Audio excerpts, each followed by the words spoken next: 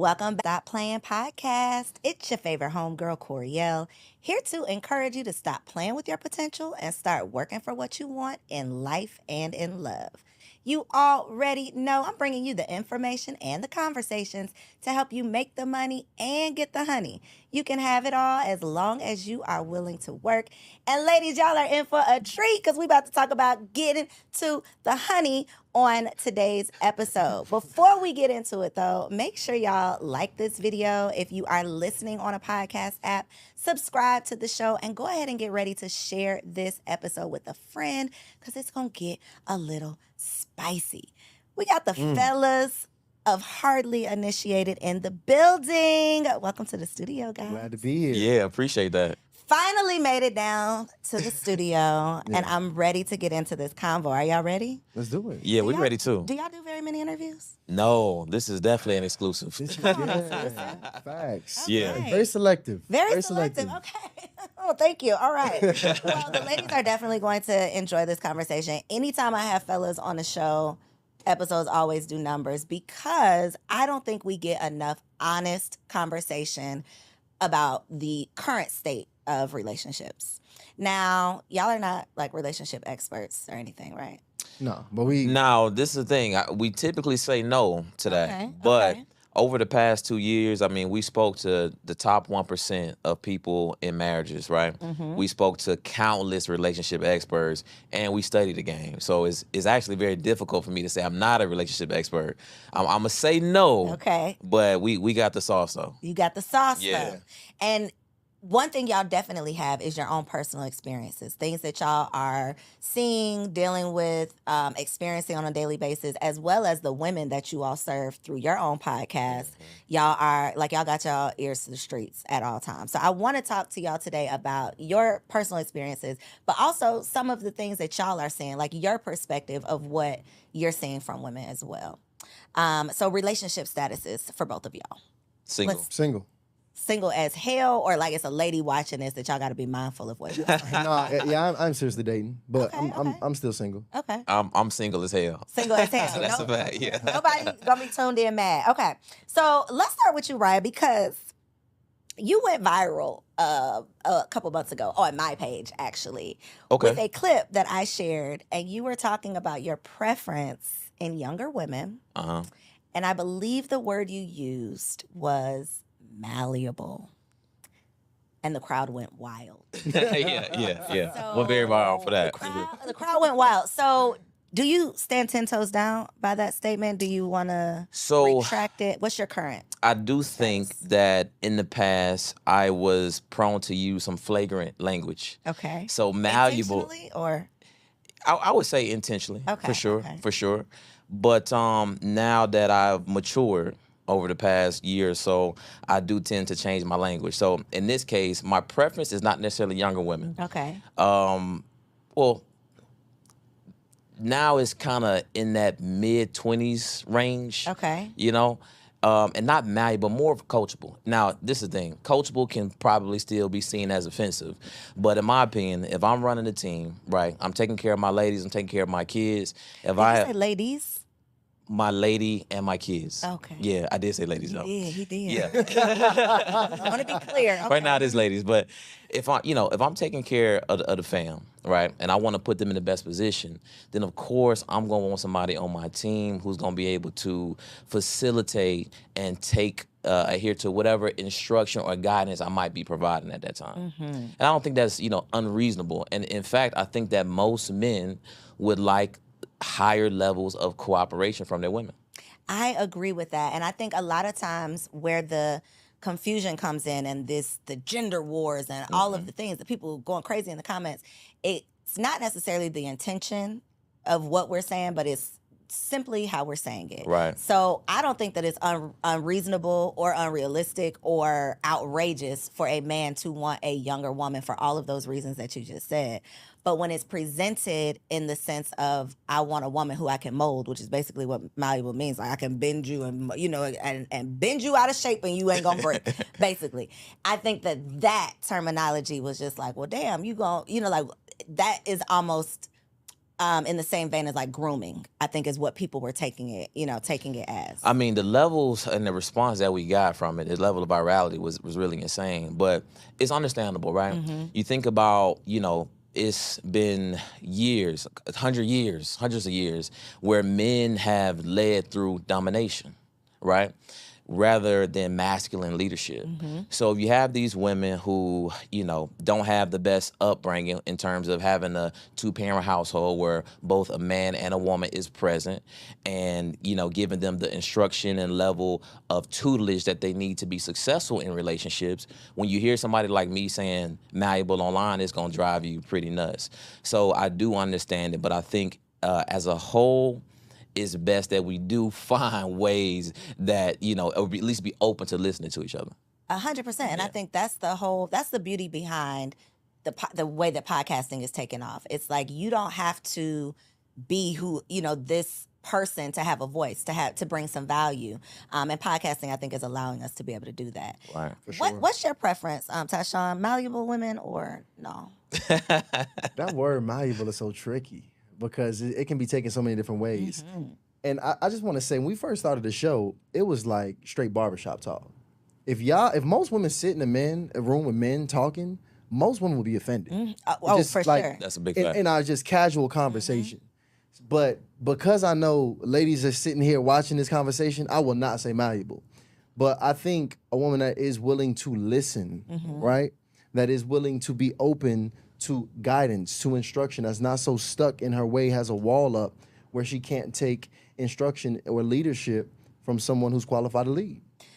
Ooh, heavy on the qualified to lead. I think that is where a big disconnect comes from. And it's not, in my opinion, the man's fault. It's the woman has such a terrible history of bad choosing that they don't even allow what could be a good choice to, be that masculine leader or because they've made so many bad choices that now they're just expecting that this is going to be another bad choice. Or they just have had bad masculine relationships even in family.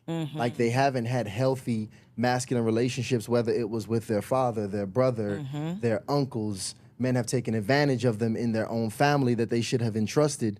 So it's a lot of reasons that young ladies are not able to be open to masculine leadership, whether qualified or not. But yes, and picking is definitely one of those. So what does taking, I don't want to say being submissive, but what does, I guess, taking your leadership look like as a girlfriend versus a wife? So, it's interesting because when I think about me dating now, and I think about what it looks like for me to lead on a day-to-day basis in my relationship, leadership it can go from small to big things. And I think women have to look, especially when dating, at the small things that he does, because that's really what you're gonna be able to evaluate at that point. So how might he instruct you to stand on one side of the sidewalk? How might he instruct you and prepare you before the date? How does he instruct you to, or watch over you as you walk back into the house after the date is over? Like, it's just really small qualities that you have to evaluate in him to see if that leadership is there, to see if he's like providing that realm of security and safety around you. So it's not always, what house you're gonna buy or the big decisions in which you evaluate leadership. It's the very small things. And that's what it looks like in dating for me on a day-to-day basis. I feel like you're always providing a level of leadership. Like right now, the young lady I'm dating was looking at purchasing a home, and I have a real estate background. So I could have been in a situation where I just go ahead, sit back, I let her do all the work. She come to me, she asks me questions here and now, I throw a couple tips at her, I sit back, and I let her just kind of go about that process. But like, ideally, what I'm gonna do for her in that situation is I'm gonna provide a little bit of structure for her. So I'm gonna say, hey, babe, look, when we look for the house, I recommend, all right, because first of all, what's your budget? What's this? Cool. All right, look, we need to look in these areas. You ain't gonna find no kind of house like this in this kind of area, so we're gonna look for townhomes. Search here. We're gonna use here. Matter of fact, I got a mortgage lender. I'm gonna send you this person here, and we gonna kind of give her this structure and process for her to be able to then go ahead because she's talented. So I ain't gotta do too much for her. I just give her this structure, and boom, she takes the game, and bam, and she appreciates that. That is So a great, realistic example. right, Yeah, some of those smaller things, I think that it is a group of women that are open to that. Some of those things, I think the issue is understanding what a man wants from a woman. Right, a man wants first and foremost trust. Then he wants lust. And of course, devotion, right? You want a woman to really affirm and revere you as a man. Now, with that trust piece, it's a very difficult thing for women to give up. And where I find just through personal experience, and also through communicating through the many women that, tune into our show, is that when in times of conflict, that is when, in times where men are holding their women accountable, baby, I would prefer things work like this. Baby, let's try to do this instead of do that, right? Those is when the mouthiness, the attitudes present themselves. And men, especially men who stand on what they believe and have those boundaries set, are having some serious issues with establishing that level of trust. And a lot of it, I do sincerely think goes back to the negative experiences that many of our women face when they're dealing with, the guys out there. Do you all feel personal pressure, like in your personal relationships, to be whoever the world expects you to be because of your show? that's a really great question. I don't know if it's personal pressure, but I do feel like I have to move strategically. Like I do can't feel be like I out here have in to move these strategically. streets. Yeah. Like you won't catch me. First of all, I mean, I'm not gonna be honest. I'm gonna be honest. Like if anybody who knows me knows that like typically the young ladies that I typically date women I'm not ashamed to be around. But like with my positioning in life right now, best believe if I pop out with a young lady, I'm very strategic about how I present myself around around women, just in general. But I mean, no other real pressure because one thing we've never done, we actually, what was unique about our show in particular was we didn't present ourselves as the perfect models of what you should be like in relationships. We actually was very vulnerable about a lot of the mistakes and the wounds we've had. And I think that's what made our conversation so authentic and raw on our show in general.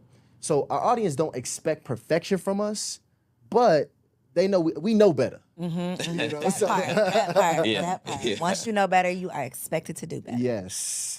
Yeah, Yes. my experience is pretty, pretty cool. I don't think I've had any. Well, I may have had like maybe one or two negative experiences actually from going viral. So, but outside of that, in general, we do want to conduct ourselves in a certain way because I mean, the thing is, we can't go anywhere that has Black women without being recognized and people coming up to us.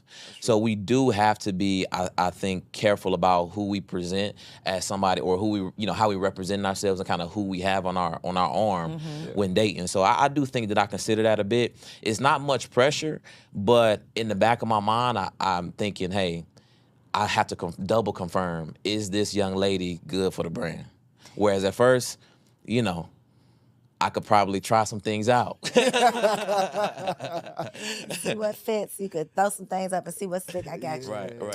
Got you. So you said that women are not really considering what men want. And I've heard this so many times. So to clear the air and to make it so that, once you know better, you got to do better. What, in your opinion, do men want from these women that we just don't seem to understand? Like I said, I really think it's just trust, love, and devotion. Those are things that are important. I mean, trust goes so deep. Like Tyshawn has said, from the very small things in terms of where we going, when we going, to very big things in terms of, hey, these are the changes that we need to make, whether it's in the household or how we interact with each other. And that devotion piece is huge too. And devotion, this is the thing, devotion goes beyond you being next to your partner. Devotion is how you present yourself online.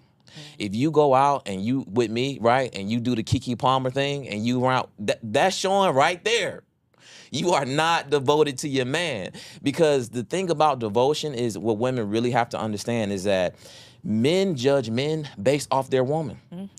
If a guy comes in and his woman is stunning and she looks beautiful and classy, all of a sudden I'm like, what does that guy do? Facts. Who is that guy? Now, on the opposite end, if a woman that I feel is showing or showcasing some level of disrespect to her man, I have less respect for that man. That man gets talked about behind his back. That man gets invited to less places. And in fact, depending on the type of men that man has surrounded himself with, including his friends, that woman may even get more advances from people that he called his friends.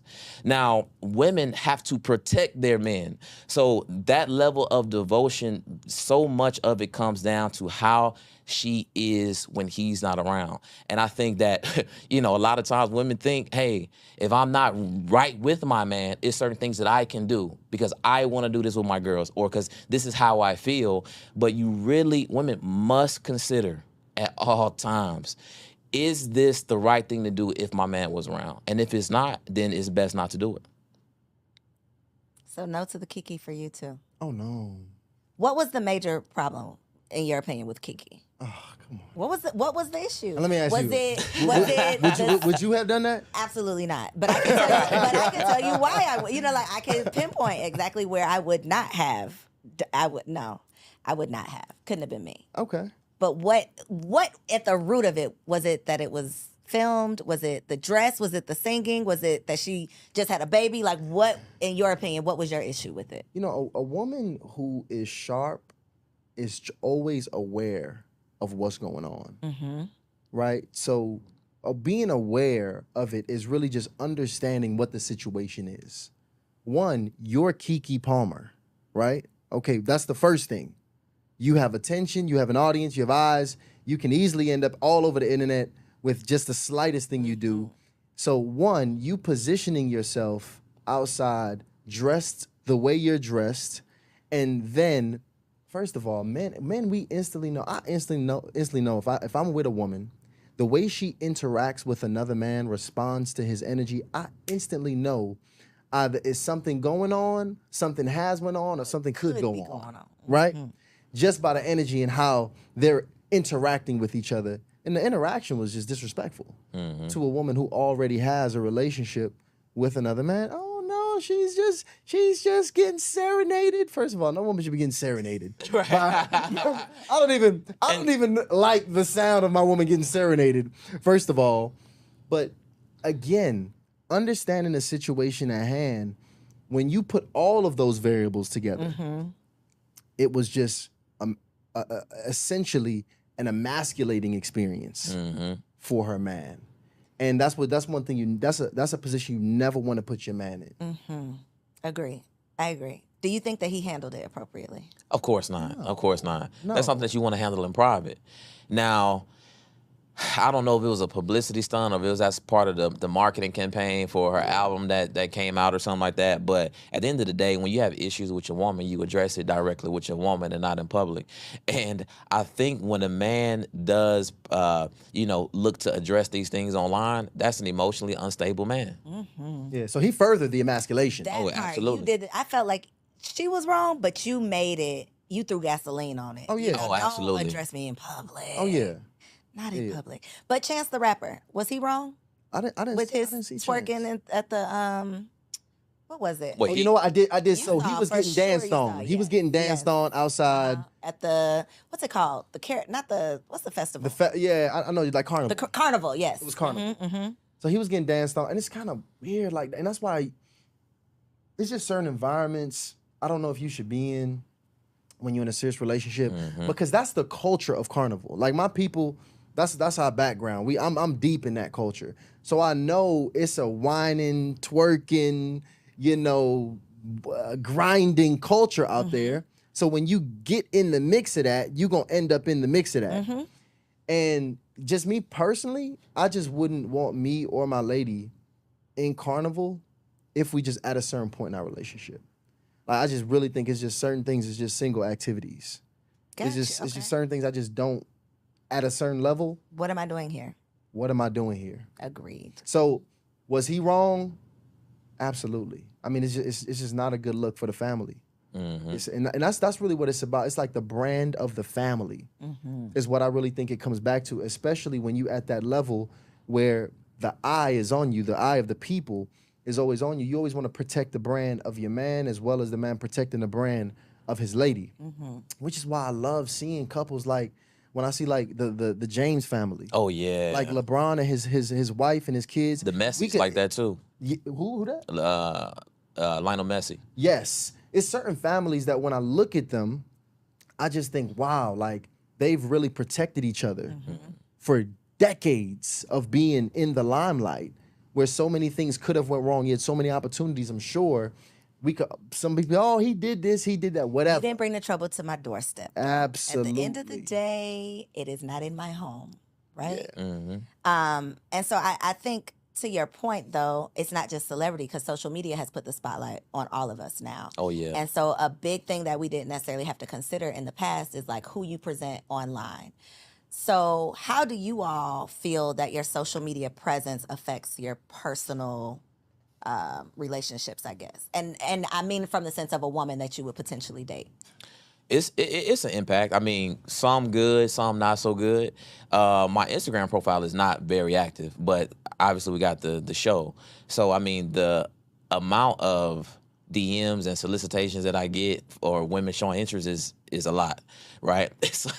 And it's funny because once it started happening, I literally called Tyshawn and I'm like, yo, I have to get back into the word because I got to get my discipline right, right? Because it's crazy because, you know, it depending on why you want to influence people, right? So I really had to take a look at that, why I wanted to influence people. And I had some vanity underlying in there. So when I started getting those DMs, it's like, oh yeah, this is what I wanted.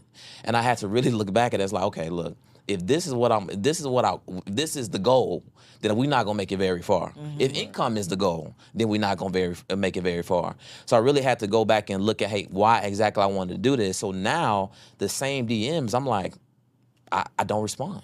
Right? I actually don't like it. You know, so some people would consider that good. You know, they got more people to pick from. But me personally, I don't think so.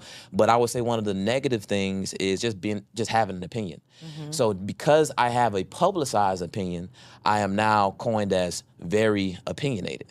When I have just as much opinions as you don't like as your mom does, or your dad, or your brother, your sister. Trust me, you ask them opinions on some hot topics, they're gonna say a lot of stuff you don't like, right? But because I am publicized, then it does sometimes impact not a woman's level of attraction, but her willingness to actually go out and you know, go on a date with me. Sometimes I'm able to work through it, but other times, to be honest, there's just women that they like stay far away. And you know, like ladies is, you know, y'all researchers. Oh yeah. For sure. So y'all gonna research your man, y'all gonna look at his LinkedIn, his Instagram, if he had a MySpace back in the day, y'all pulling up everything. So it's interesting having a relationship podcast because if you're dating and you got a relationship show, that's the only place they're gonna go. They're gonna go Listen to every and episode. binge Yep. every single episode that you've had. And they're gonna pull up anything that did not make sense. You know, when you guys first started the podcast in heard you 2021, when you had so and so on, you said, Yeah. you know, so like you gotta address all these things. But here's what's interesting though, because with the young lady that I'm dating now, so interesting. I found that this has been a way to have conversation that I probably would have never had without. So it's so interesting. We've achieved certain levels of depth in conversation that I don't think we would not have had if I was not entrenched in this space and she wasn't watching this show and asking these follow-up questions. So it's almost like, you know how people say, babe, let's read the 5 love languages together. We do that every episode. Yep. You're taking, because, and I did this with my husband, not even realizing I was doing it, but just talking about all these random scenarios. What would you do if this? What would you do if that? You're taking the pressure off of it being you and her. It's like, this is just my opinion. It's not directly affecting us, but now it's a talking point. Now I understand your thoughts. Now we can have a conversation on this. Now I can get to know you better. Now I can understand you better. And it's not I'm judging you on your opinion or I'm taking it personal because it's an attack. It's just creating a conversation. So I love that. And See, you learn a that's lot. important. Yeah. That's important, especially when you're dating, because I think that's the biggest place we're failing in dating. those questions and those conversations really allow you to understand the person's values. Yep. And how they think and make decisions. Yes. When you looking to apply for a job, they got a whole host of scenario questions so they can see how Your quick, thinking. right, how you think and how quickly you can get to that solution. So I think if more people ask scenario-based questions, they could potentially learn a lot more about their partner. And Yeah. that's the beauty of podcasts, though, because I mean, even if you're not hosting the podcast, just watching a podcast Yep. with your partner, just watching it yourself, and then taking a conversation back home. You know, even though word on the curb is, you know, Black people need to let go of the podcast equipment. Like, we need to just Right. take it out of the hoods. We need to get rid of Right. it. I do think that it's creating the conversation, right?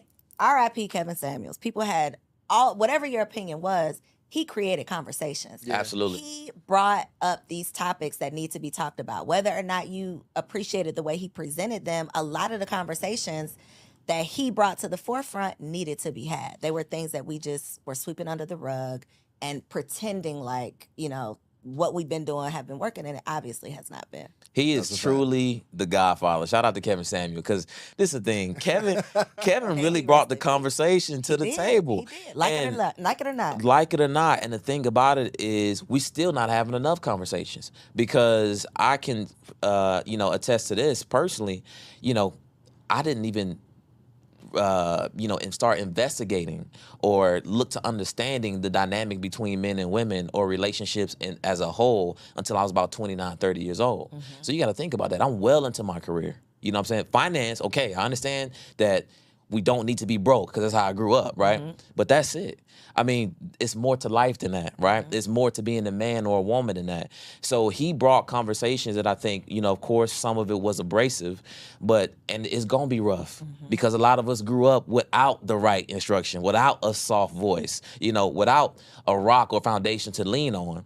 But I still am very much so appreciative of the people who are willing to put out very vulnerable content, because at the end of the day, we have to learn, because it is a problem. And it's agencies out there that are seeking to destroy families in general, Western culture families in general, especially Black families. And this is the thing. I tell women this all the time. You're not the only one that know you special. Your man or guys interested in you, not the only one that know you special. These corporations know you special too. And they want to get these women away from their families. They want to get these women out of the household. They want these women to be on the opposite side of the gender war, because that's more money for them. That's more spending for them. So all of this talent, like I think Tyshawn mentioned this in a podcast, I think Black female entrepreneurs are the fastest growing entrepreneurs. That's great. But let's think about what else could that mean? What are they running from? What are they leaving behind when they're fastly growing these businesses? Exactly. And it's not say that you can't do both, but you got to think about what comes first. Would it be growing at that rapid speed if your family was taking priority, or if building in your personal life was taking priority? Right. Are we hyper? One thing Kevin Samuels used to say that I thought was like, ooh, that gut punching with that one. But he would say, like, when Black women get bored, they go get another degree. When Black women can't get a man, they go get another degree. It's like that is our default. It's what can we control? I can go get a degree. I can climb the corporate ladder. I can invest in everything outside of a personal relationship, really figuring out what is at the root of why my relationships don't work. Because it's difficult. And that means you got to look in the And mirror you gotta and be work on vulnerable, yourself. yep. And you got to be vulnerable. And the thing is, women love community. They love to be incentivized. They love structure, right? They love to overachieve. And they doing it all for somebody that's not willing to die for them. Somebody that's willing to fire them whenever the company is losing money. And these organizations know that. So we have to really do the hard thing, which is improve ourselves. Like you said, get down to the root of why we are running away from relationships. And not that women shouldn't pursue education or higher purpose and those types of things, but we have to make sure that that's actually what you want to do and not using that as some level of escapism. For sure we are. I mean, I did. It's like when you know you want this thing so bad, for a lot of women, that's marriage. You can't marry yourself, right? You can't force a man to marry. Well, it's not going to work out. You could do all those things, but it's probably not going to work out. So knowing that you can't control that, I'm going to just focus and invest my time and energy on what I can control. which is I'm gonna make this money, I'm gonna get these degrees, I'm gonna get, you know, all of these plaques up on the wall, but then I'm lonely at night. You know, I'm sad, I'm mad, I'm upset, I'm frustrated, but I'm pouring all of this energy and effort into you know, trying to fill the void. That only truly fulfilling the void with what you really desire, you know. We had Dr. Jamal Bryant on the show, and he dropped the bar.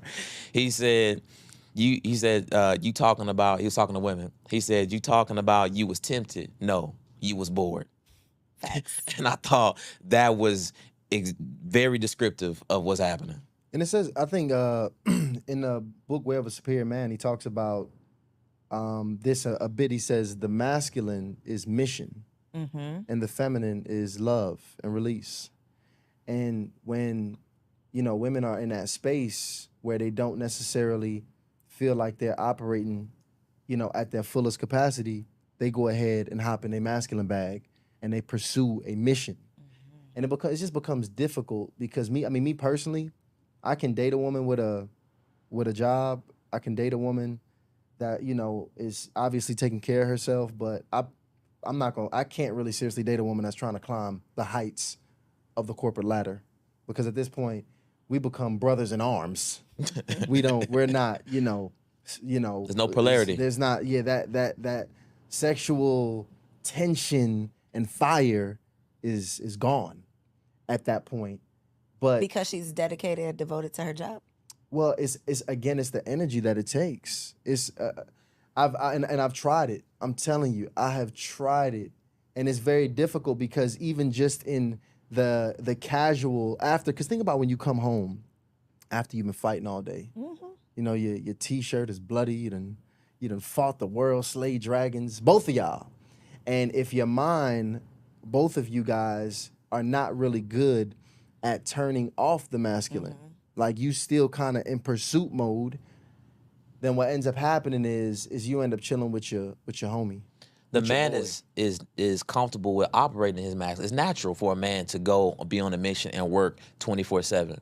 For a woman, it's not natural, and you got to consider what's happening in these environments. A lot of these environments are male dominated. A lot of these environments coach and train women to suppress their emotions. A lot of these environments require women to perform 10 times better than men to get the same level of respect. I mean, this is the thing. I work corporate. I know how tough it was. And I know the women who excelled in corporate usually tough as nails. Tough as nails. They had something to prove. They got something to prove. They usually weren't women that I'm attracted to.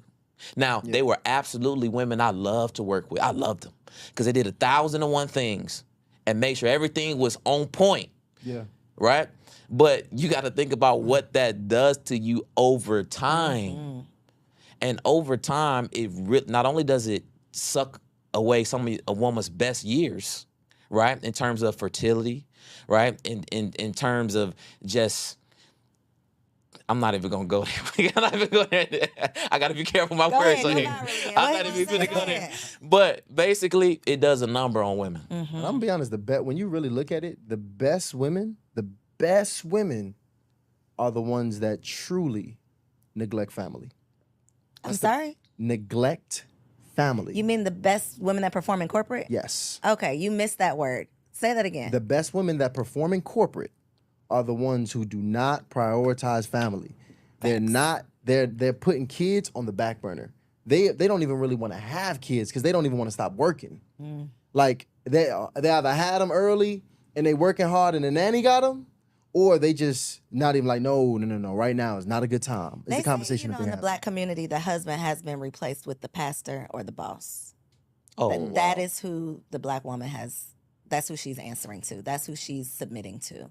We've replaced the husband with those roles. Would you agree? And here's the thing. I'm gonna be honest, and I can't double back and say that men, us, don't have a hand in that as well. If I'm just being very honest, because I mean, first of all, I grew up in a house where I did not grow up with my biological father.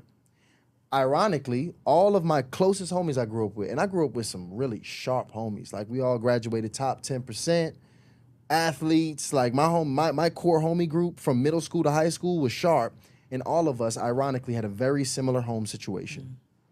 either did not have our biological father or no father present in the house, and we figuring it out. We getting raised by football coaches. We getting raised by assistant principals. I mean, or getting our masculine energy from those areas, and we just having to really figure it out. So it is when we looking at a lot of the problems in the feminine. I will say, I truly believe the men are going to be the only people that can fix or be able to resolve this issue. Women are not going to be able to fix this problem, and that's just the reality of the situation. I don't think everybody can be helped. It's going to be casualties of war. But at the end of the day, it's going to take the best men and the women who are willing to cooperate and understand and self-reflect and be better women. That's going to allow us to get through this place we in, this state we in relationships. Because as social media continues to double down on pouring poison in our minds, I can literally find myself scrolling and even be finding myself be like, these crazy ass women. Just with the things I see. And I'm even now having to more intentionally unfollow certain things that I'm seeing messages.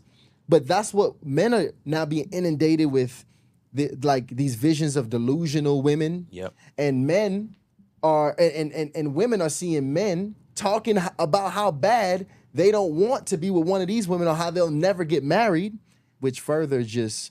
And then we bring in all of this, and then we trying to date with all of this deeply in our subconscious. And then we're still having kids because we might be slowing down, the rate of marriage might be, all of these other stuff might be slowing down, but we're still sleeping together. We still have unprotected sex. We're still having children out of wedlock. So we're continuing the cycle. Very dangerous We're literally continuing the cycle. But nobody, I haven't seen it, nobody's addressing the fact that we're still just having these babies. Nobody is talking about that. Right? Because if you talk about it, then you're shaming single mothers. If you talk about it, then it's the whole cancel culture thing is like you can't speak to a solution because then if you're talking about a solution, then you got to be shitting on somebody who has the problem. Yes. It's like you can't even present the solution without somebody having a problem with it. It's meant to be like that. Oh, The divisiveness. by design, yep. Exactly. Divisiveness that's what draws the most attention. So they don't want us to have those positive conversations or conversations about change because that's not what brings these social media platforms advertising dollars. So what Tyshawn is referring to, seeing those women that little nutty and out of control, or seeing those men be very disrespectful and brash towards those women, that's good for these media platforms. Speaking of media platforms, what's your opinion on Red Pill community? Man. I think to me and Tasha, I think we agree on a lot of things, but I think we might disagree on this one. I'm interested. Good. Let's see.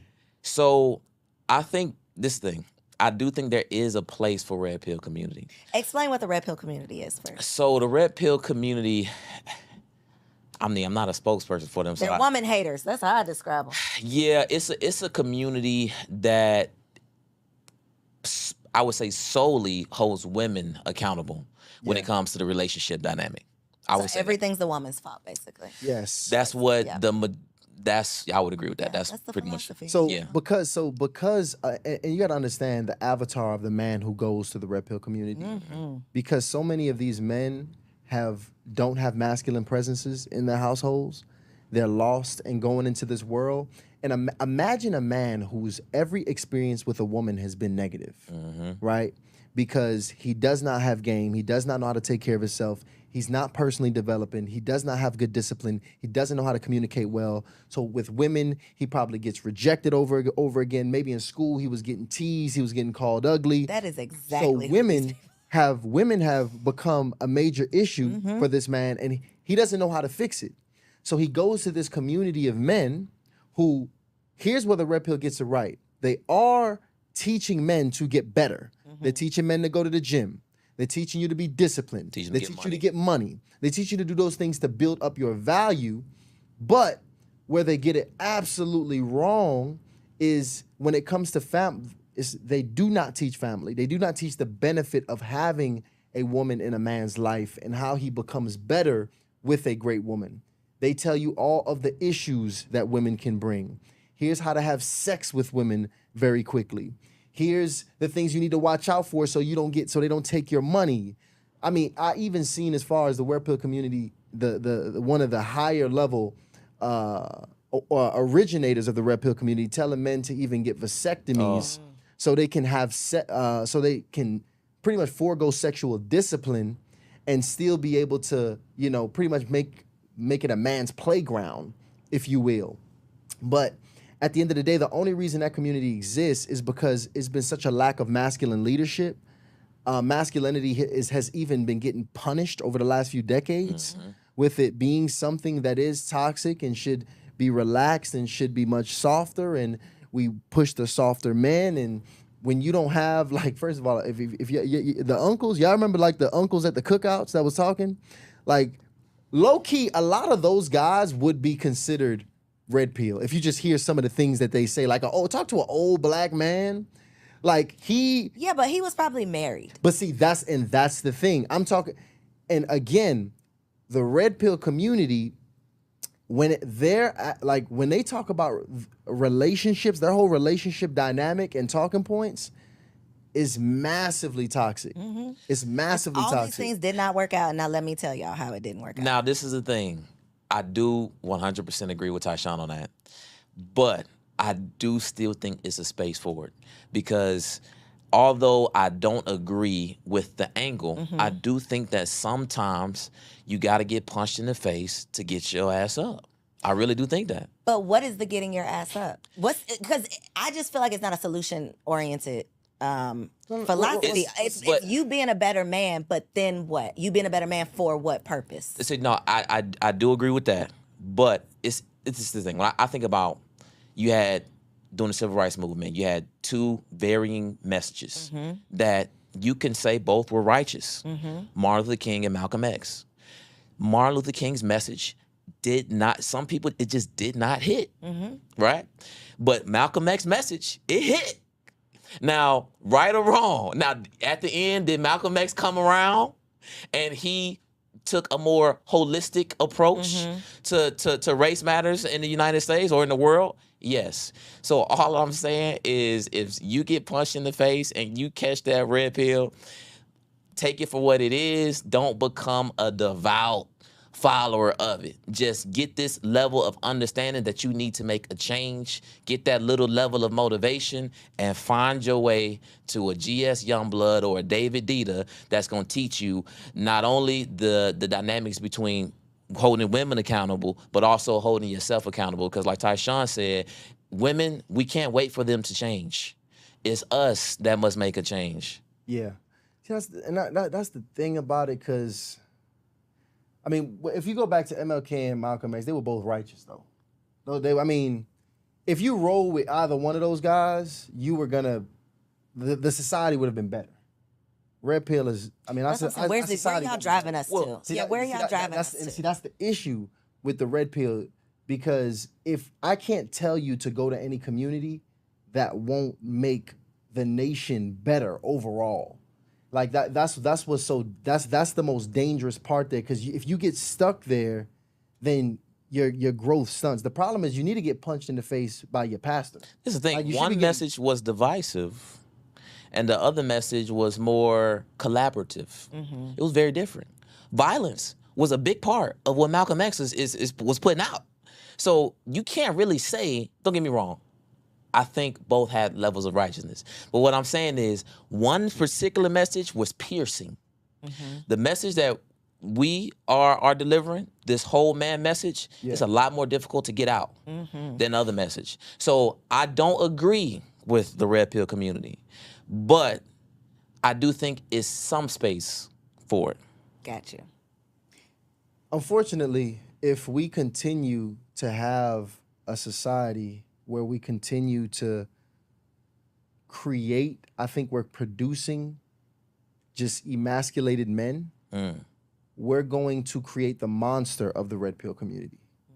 The red pill community is just the reaction of, we spawned it from us not properly grooming the young men. Like, it's interesting, I was actually listening to the story of the Joker. When they tell you the story of the Joker, how the Joker, the maniac, one of the most insane villains of all time, when you watch the movie on him, which I watched this weekend, It's like a whole psychology series. Like he was this super pacified kid who had to suppress all of his emotion, who was not able to really embrace his masculine, who had to be this person that he was not. And over time, it spawned him into this evil character, one of the most evil characters of all time, through suppression and repression. And that's what a lot of men are experiencing, being raised by women, not being able to express or truly like direct their masculine energy the right ways, and being confused and lost in this world. What happens is you create a red pill community. You abuse the hell out of women, you dominate women, you create feminism. These different aspects and facets that we hate, really, we all cause them. And if what you got to look at now is how to put the right information and the right resources out there to make sure that you just don't continue to repeat the cycle that we was talking about prior. So for the ladies who are tuned in and they are single as shit and they don't want to repeat the cycle, they don't want another cycle. They want the next cycle to be the last cycle. What's some advice that you can share? What can they do more of? What should they be doing less of? How can they set themselves up for success in relationships? One piece of advice. I think it's internal. I think women, just like men, should work on Look 'em what's in their eyes. inside. Look 'em in their eyes right there. Ladies, listen. If you want to find you a good man and you want to attract a man for a long-term relationship, you do have to take care of yourself. You got to find you some hobbies. You got to find you some interests. Men, I can say this for Tyshawn and all the brothers, we can appreciate some domestic skills, right? Rather than you hitting that DoorDash 4 times a week. That's also important. And you just can't really forget about what you consume. This is the thing. You got some of these social media platforms, I won't name them. Some of them, they actually make up money off being in between righteous and ratchet. And that's what you're commenting on. That's what you're consuming. That is restructuring the way you think and the way you consider things. So everything starts with a thought. As a man thinketh, so is he. As a woman thinketh, so is she. So if you're not aware and you're not cognizant of what you're consuming on a daily basis, the activities that you're doing on a daily and weekly basis, you can find yourself in trouble. So if you focus on those things and tighten up on those things, you are going to attract and put yourself in position. Which is probably a whole nother episode.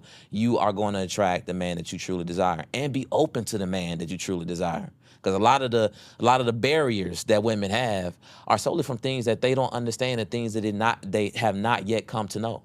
It baffles me sometimes when I see good women dating particular men. I'm like, man, you didn't see that coming. I'm shocked you didn't see that coming. But it's because they have not even opened their minds to be able to have the situational and relationship awareness to decipher or scrub before they actually lay down with them. So what I get for the ladies, because I think the Achilles heel of all women is that aspect and key of accountability. All right? So ladies, everybody else ain't the problem, okay? We have to there's always something that we can work on. And if you ain't all the way right.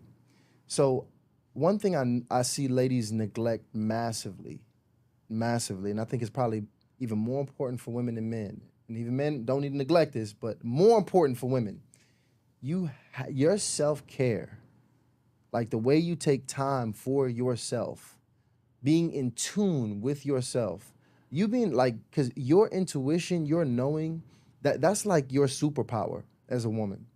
So like when you neglect yourself for an extended period of time, you no longer are tapped in. That information, you understanding what you need to work on with yourself, you being able to, that accountability piece, it's not that you don't know what's going on. So I just really recommend every woman intentionally take some time out for yourself. If it's once a day, once a week, however you can do it. I've had this conversation with so many young ladies, and the first thing they say is, I can't because of work, I can't do that. No, I got kids I don't got time to meditate. I don't got time for no yoga. I don't got time for hobbies. I got to do this and that. Well, listen, you too busy to be healed. Okay? I'm sorry. That's the bad news. You too busy to be happy. You too busy to take care of yourself. You too busy to get money. You too busy to be happy. So you won't be. You're going to be in that wherever you at, you too busy to get to the next level. So just very intentionally make sure you pouring into yourself and you setting time away from yourself and make that a hard boundary regardless of whoever got to take a loss, because you got to make sure you pour into yourself first. Facts. For the ladies who are not subscribed, where can they find the show? How can they tap in?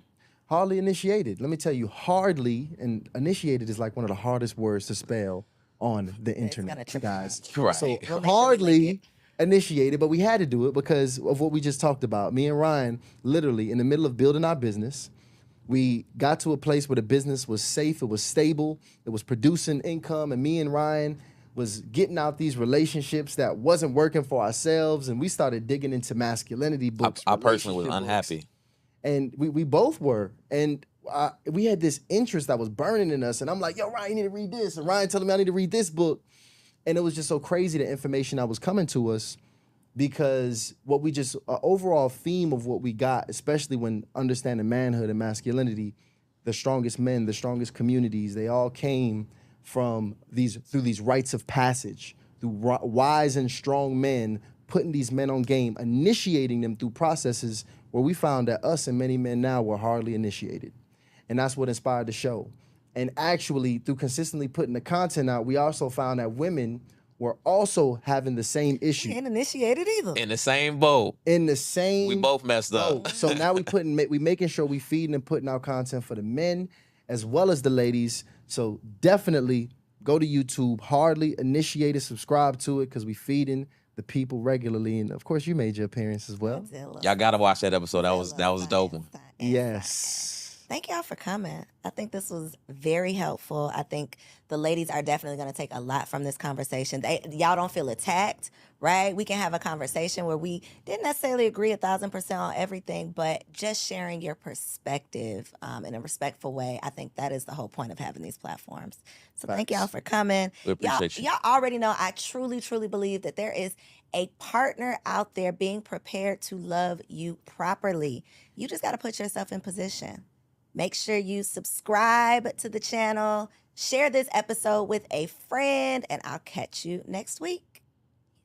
If you enjoyed that episode, make sure you subscribe to the channel so you don't miss out on any upcoming content, and take it a step further and go ahead and join our private community over on Patreon, because it comes with some pretty bomb perks, including early and discounted access to our upcoming events, behind-the-scene exclusives with some of your favorite guests, the opportunity to call in on an upcoming show, the chance to vote on topics and guests for brand new shows, and I'm even giving you unlimited access to my vault of business classes where I'm teaching you everything from Airbnb to developing digital products and everything in between. And you can get access to our Patreon for as little as $5 a month, okay? Get in where you fit in, and I'll see you on the inside. Peace.